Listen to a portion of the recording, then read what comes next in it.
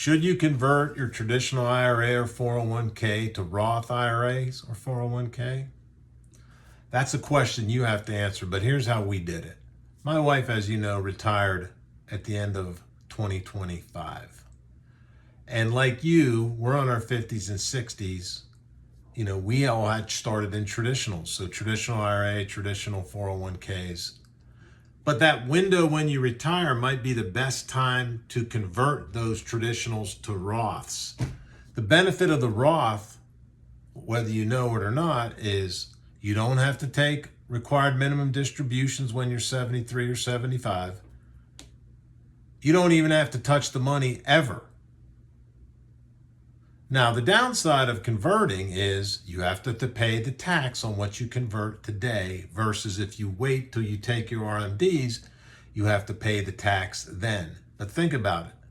If you have 10, 12, 15 years before you have to touch that money, you could be awaiting a tax bomb because your money's going to continue to grow and eventually you're going to have to take a required minimum distribution, which the larger the balance, the larger the distribution.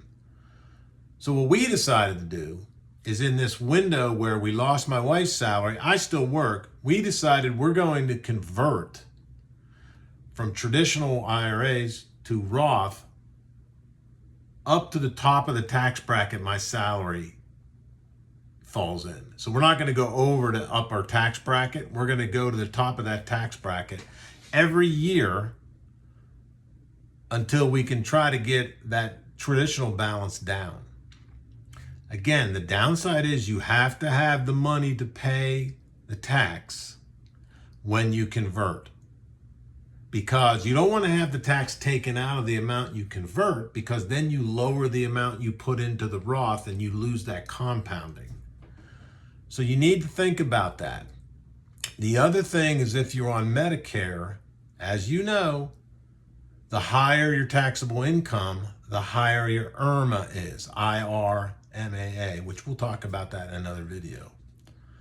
But what we decided to do, since my wife retired and that meant our income dropped, is to convert from traditional to Roth IRA an amount to the top of the bracket my salary falls into, because then we don't have to take required minimum distributions when we're 73, which again, that's 10 years away, but there's compounding involved. So think about it. Think about what you should do. Should you convert or not? Again, you have to pay tax on that money if you convert it today, versus if you wait, you have to pay tax when you take required minimum distributions. But remember, there's IRMAA involved, and if you're on Social Security, that would raise your taxable income that your Social Security tax could raise too. So there's a lot of variations, and I'll put an explanation in the description that describes the pros and cons for, so you can see it. But that's where we landed. We're going to do the conversion every year to try to lower that traditional, because again, that's all we had when we started. So that's where the money stayed. So think about it. There's pros and cons to both. Be informed, gather your information, do your research, subscribe to this channel. We're going to be talking about stuff like this all the time. All the prep for retirement, the retirement planning, the retirement spending. We're going to post a video a week about this. Ask me questions in the meantime. Happy to tell you our experience.